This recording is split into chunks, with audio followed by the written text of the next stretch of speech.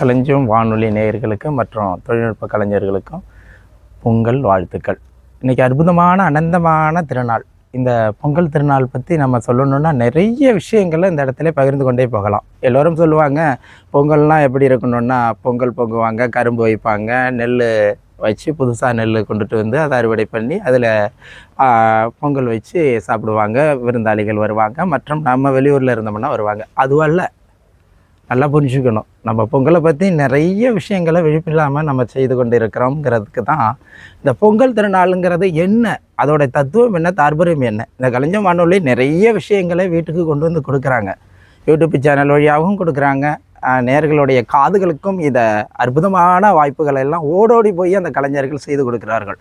என்ன ஒரு நேர்த்தி தெரியுமா? ஏதோ யதார்த்தமாக விளையாட்டாக அவங்க செய்துக்கிட்டு இருப்பதாக நினைப்பார்கள். ஆனால் இந்த பொங்கலுங்கிற அந்த தாற்பயம் உங்கள் ஷார்ட்டாக சொல்லுவோம்.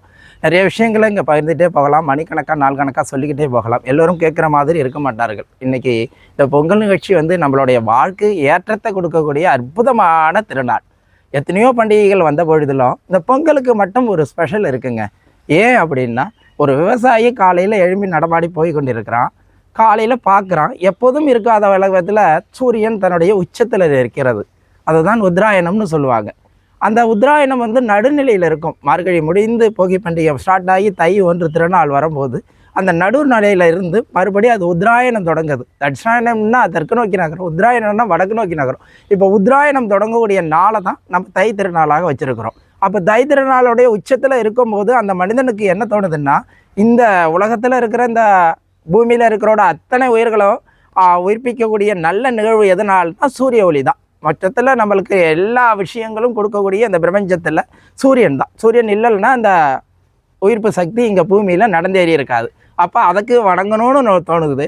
அப்போ தோணக்குள்ள அவனுக்கு என்ன பண்ணுறான்னா, அவனுடைய உணவு, அவனுடைய இந்த சமுதாயம், இந்த மக்கள், இது எல்லாமே மகிழ்ச்சியாக இருக்கிற நாள். அப்போ அந்த வயலில் வரும்போது அந்த வயல்வெளியை பார்க்குறான். அப்போ அந்த நெல் கதிர் இருக்குது. அந்த நெல் கதிர் இருக்கும் பொழுது முத்தி அதுக்கான நேரம் வரக்கூடிய நாளாக இருக்கிறது. அப்போ அந்த பூமி சுழற்சி எப்பயும் மார்கழியிலேருந்து வெப்பம் மிகுந்து மனிதனுடைய மனங்களெல்லாம் குளிர்ச்சி பொங்கக்கூடிய நாளாக அந்த நாள் இருக்கிறது. அப்போ அந்த நாளாக இருக்கும்போது அந்த மனிதன் என்ன பண்ணுறான், எல்லாரையுமே தியாக உணர்வோடு வணங்கணும்னு நினைக்கிறான். இப்போ நான் பொங்கலை 2 விதமாக பிரிச்சுக்கிறேன். தியாக பொங்கல், யோக பொங்கல்னு பிரிச்சுக்கிறேன்.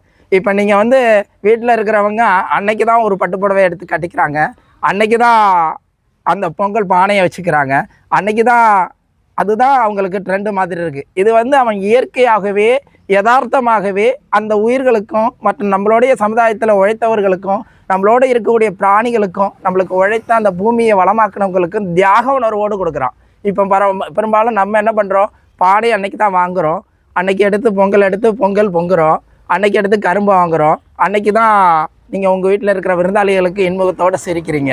அதுவல்ல, இவன் இயற்கையோடையே இருந்தான். இந்த விஷாவை இந்திர விஷாவாக 15 நாள்கள்லாம் வைத்து கொண்டாடி இருக்கிறார்கள். அப்போ என்ன, இயற்கைக்கு நன்றி கடன் பட்டிருக்கிறான். இயற்கைக்கு ஒரு நன்றி சொல்லணும், இந்த பூமி மக்கள் நம்மளோடு சேர்ந்து உழைத்தவர்களுக்கு ஒரு நன்றி சொல்லணும், இந்த கதிரவனுக்கு நன்றி சொல்லணும், பொங்கலுக்கு நன்றி சொல்லணும். பொங்கல் வச்சு அன்னைக்கு புதிர் வச்சு, அதுவும் பாருங்கள் அந்த நெல்லை என்ன பண்ணுறான்னா புழுங்கல் அரிசியாக உருவாக்க மாட்டான். ஏன்னா அது பச்சரிசி. புழுங்கல் அரிசியில் உயிர்ப்பு சக்தி இருக்குன்னு நினச்சிட்டு அதை பொங்கல் கூட அந்த சக்கரை பொங்கலாக இருக்க பச்சரிசியில் செய்யணும்பா. பச்சரிசிக்கு அவங்களுக்கு உயிர்ப்பு சக்தி இருக்கிற அந்த புழுங்கரிசி ஆக்கிட்டோம்னா அது உயிர்ப்பு சக்தி இருக்காது. அப்போ அதை வேக வச்சுருவோம். வேகாத ஒன்றை எடுத்து வச்சு அந்த பச்சரிசியாக வச்சு பொங்கல் பண்ணுறது, அதுலேயும் ஒரு தற்பரியம் இருக்கிற தத்துவம் இருக்கிறது. அப்போ தன்னோடைய உழைத்த காளைகளுக்கு நன்றி செலுத்தணும், தன்னோட இருக்கிற சக உயிர்களுக்கு நன்றி செலுத்தணும். அது மட்டும் இல்லை, எப்பயுமே பண்டிகைன்னு ஒன்று வந்துச்சுன்னா நம்மளுடைய சமுதாயத்தில் இந்துடைய தாற்பயத்தில் மிகப்பெரிய பொக்கிஷம் என்னென்னா, எதுவுமே பின்னாடி வர்ற தலைமுறைகள் இதை விட்டுட்டு போயிடக்கூடாது. இந்த விவசாயம்தான் மனிதனுக்கு உயிர்ப்பு சக்திங்கிறது சொல்லணும். பிறர் இடத்துல இன்முகத்தோடு பழகணும், நன்றியோடு இருக்கணும். பிறர் சமுதாயத்திலும் சரி, இந்த பூமிக்கும் சரி. முதல்ல எழும்பி காலையில் தைப்பொங்கலான உழவர் என்ன பண்ணுவான்னு தெரியுமா, காலையில் இந்த பூமியை தொட்டு வணங்குவான். இந்த பூமி தான் நம்மளுக்கு எல்லாமே கொடுக்கறது. நம்ம சுபிட்சமாக இருக்கணும்னா இந்த பூமி சுழண்டு கொண்டு இருந்தால்தான் நம்ம சுபிட்சமாக இருக்கிறோங்கிறதுக்குனா தான் அந்த சுபிட்சமான பூமி சுழல்ற அந்த நன்னாள் தை திருநாள், அந்த திருநாளில் வச்சு கொண்டாடுறோம். இது எதுக்காகன்னா, பாரம்பரியமாக கொண்டு வந்துட்டு இருந்த ஒரு பண்டிகையாக கொண்டு வந்திருந்தா வருங்கால தலைமுறைகள் இவங்க விவசாயம் பண்ணணும்னு நினைப்பான். இந்த உழவுக்கான இந்த உற்பத்திக்கான இயற்கை சூழ்நிலையை உருவாக்கக்கூடிய இந்த நம்மளுக்கு இந்த எருது இந்த மாடுகள் நம்மளுக்கு இது நல்ல விஷயமாக கொடுக்கும் அப்படின்னு சொல்கிறதுக்காக தான் இந்த பண்டிகைகளே கொண்டு வர்றோம். ஒவ்வொரு பண்டிகையும் நம்ம எதற்காக கொண்டு வர்றோம்னா பின்னாடி இருக்கிற தலைமுறைகள் மறுபடி புரிஞ்சுக்கணும். இப்படி ஒரு பண்டிகைன்னு ஒன்று வச்சுருந்தா மட்டும்தான் பின்னாடி உள்ள தலைமுறை நன்றி செலுத்துறதுக்குனாலும் வருவான். அதற்காக தான் இன்று பொங்கல் பண்டிகை கொண்டாடப்படுகிறது. இந்த பொங்கலோடைய என்ன பெரிய தாற்பயம், என்னுடைய ஒரு தத்துவம்னா, இப்போ நம்ம எல்லோரையும் வரவழைக்கிற பொங்கலாக இருக்குது. ஒருத்தர் லீவுக்கு அங்கேருந்து பொங்கல்லாம் ஒரு நாள் லீவு அப்படின்னு சொல்லி வரவழைக்க வேண்டியதாக இருக்கிறது. இது எல்லாமே இயற்கையாக நடந்தது. இங்கே இருக்கிற சமுதாயத்தோடு இருந்தாங்க. அதாவது ஒரு இடத்துல பாரம்பரியமாக வச்சு பொங்குறாங்கன்னா அந்த பொங்கலுக்காக அந்த வயலில் பாடுபட்டிருந்த அத்தனை விவசாயிகளும் கூப்பிட்டு வச்சு தன்னுடைய பரிசு பொருட்களை கொடுப்பாங்க. வாழைப்பழமாக இருக்கட்டும், கரும்பாக இருக்கட்டும், ஒவ்வொரு இடத்திற்கும் தகுந்த மாதிரி அந்த இடத்திற்கான அந்த விவசாயிகள் அந்த நன்றி கடன் உள்ள பயிர்களை வச்சு கும்பிடுவாங்க. இப்போ இந்த பகுதியில் கரும்பு இல்லைன்னா வேறு பகுதியில் கரும்பு இருக்கும். அந்த கரும்பு அவங்களுக்கு உயிர்ப்பு உள்ள சக்தியாக கொடுத்துருக்கும். அவங்களுக்கு உணர்வுகள் உள்ள அந்த விவசாயம் அவங்களுக்கு பொழிகிறது மாதிரி இருந்திருக்கும். அவங்களுக்கு வாழ்க்கைக்கு வளம் கொடுக்கறதாக இருந்திருக்கும், பொருளாதாரம் பெருக்கிறதாக இருந்திருக்கும். அப்போ கரும்பு முன்னிலைப்படுத்தப்பட்டு இருக்கிறது. இந்த நேரத்தில் தான் அந்த விவசாயத்தில் உள்ளது எல்லாமே இதற்கு பிறகு தான் விதைகள் எல்லாமே போட ஆரம்பிப்பாங்க. இப்போ முதல்ல நெல் விளைஞ்சு வந்துடும். அதற்கு பிறகு தான் நீங்கள் இந்த தைக்கு பிறகு தான் எந்த பட்டங்களும் போடுவாங்க. மாமரம் கண்ணாக இருக்கட்டும், மற்றும் சிறு தானியங்களாக இருக்கட்டும், மறுபடி செடி கொடிகளாக இருக்கட்டும், காய்கறி வகைகளாக இருக்கும், இதுக்கு பிறகு தான் போடுவாங்க. அதனால தான் மனம் வெப்பத்திலேருந்து இந்த பூமி வெப்பத்திலேருந்து தன்னை குளிர்ச்சி நோக்கி வரும்போது ஆரோக்கியமாக இருக்கும் இந்த பூமி. அப்போ இந்த பூமிக்கும் நன்றி கடன் செலுத்துகிற நாளாக இருக்கிறது. மக்களோட பிரகாரமாக நம்மளுக்காக உதவுனவர்கள், நம்மளுக்காக இந்த உழவு செய்த நம்மளுக்காக உழவு செய்த இந்த மனிதர்கள், இவங்க எல்லாத்தையும் போற்றி வரைக்கிறதுக்கு தான் இந்த பாரம்பரியமான இந்த விஷாவை கொண்டாடுறோம். இதோட மிகப்பெரிய விசேஷம் என்னென்னா, ஒவ்வொரு பகுதிக்கும் ஒவ்வொரு மாநிலத்திற்கும் இந்த விசேஷங்கள் வெவ்வேறு மாதமாக மாறி இருக்கிறது. ஆன்மீக ரீதியாக பார்க்கும்போது இது மகர சங்கரந்தின்னு கொண்டாடுவாங்க. மகர ஜோதி, அதாவது ஒரு இறைவனே என்ன பண்ணுவாருன்னா சபரிமலையில் ஒரு குருவுக்கு என்ன பண்ணுறாருன்னா மகர ஜோதியாக காட்சியளிக்கிறேன்னு சொல்லியிருக்கிறார்.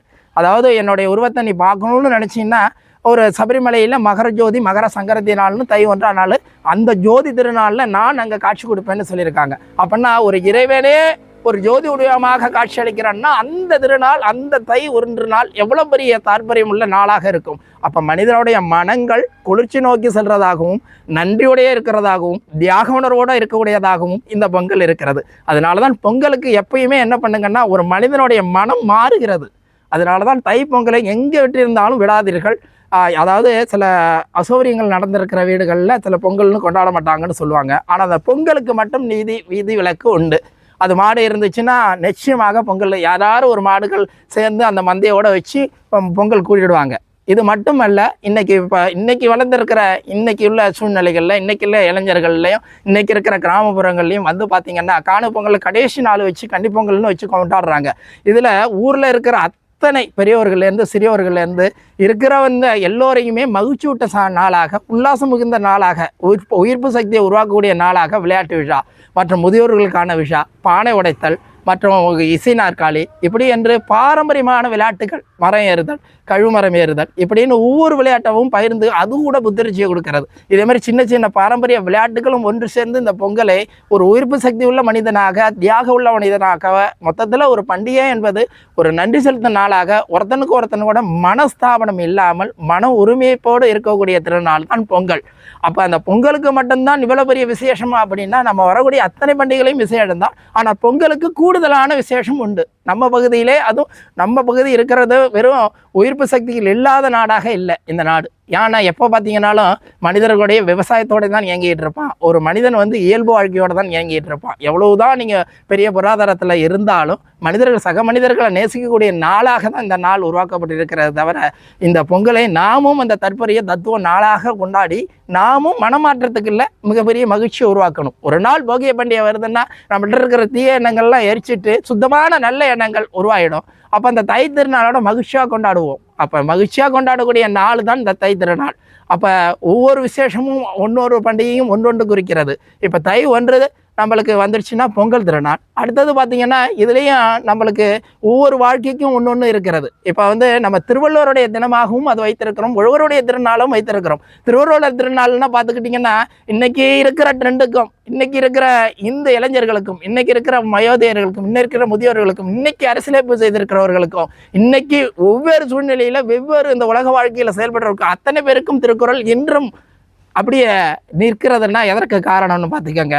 அதில் இந்த இன்ஜினியர், ஐடி துறை, எந்த துறையில் இருந்தீங்கன்னா அதில் நல்ல விதமாக வாழணும், நல்ல விதமாக இருக்கணும்னா 2000 ஆண்டுகளுக்கு முன்னாடி சொல்லி வச்சத இன்றைக்கி திருக்குறள் உயிர்ப்பு சக்தியோடு படித்த மனிதன் அதில் சகல விதத்திலையும் முன்னேற முடியும். ஒரு அரசாங்கம் செய்யக்கூடியவர் யாராக இருந்தாலும் அரசியலமைப்பு பண்ணுறவங்க திருக்குறள்லேருந்து எடுத்துக்க முடியும். ஒரு சின்ன மாணவிகள் கூட ஒரு நல்ல ஒழுக்கமான மாணவர்களாக உருவாகணும்னா திருக்குறளை படிக்கலாம். அப்போ நன்றி செலுத்தக்கூடியதில் அத்தனை விஷயமும் அது இருக்குது. உலகத்தில் இந்த நாடை விட்டு வேறு நாட்டில் வேலை பார்க்குறோம், இப்படியெல்லாம் அசௌகரியங்கள் நடக்கு, இப்படியெல்லாம் நம்மளை படுத்துகிறாங்க, இப்படியெல்லாம் நம்ம முதன்மையாக வந்திருக்கிறோம் அப்படின்னா நம்ம சங்கடங்களேருந்து தவிர்க்கிறதுனா திருக்குறளை படிங்கங்க. அப்போ ஒரு நன்றி செலுத்தக்கூடிய நாளாகவும், தியாக உணர்வு நாளாகவும், ஒரு உயிர்ப்பு சக்தி உள்ள நாளாகவும் இது இருக்கிறதுக்கு முன்னாடி நம்ம வந்து ஒரு பாரம்பரிய ஒரு முன்னாடியிலேருந்து 2000 வருஷத்துக்கு முன்னாடி இருக்கிற ஒரு நூல் கூட நம்மளுக்கு உதவக்கூடிய நாளாக அது திருக்குறளை தேர்ந்தெடுத்து வச்சிருக்கிறோன்னா இந்த பொங்கலுக்கு ரெட்டிப்பு மகிழ்ச்சி அல்லவா?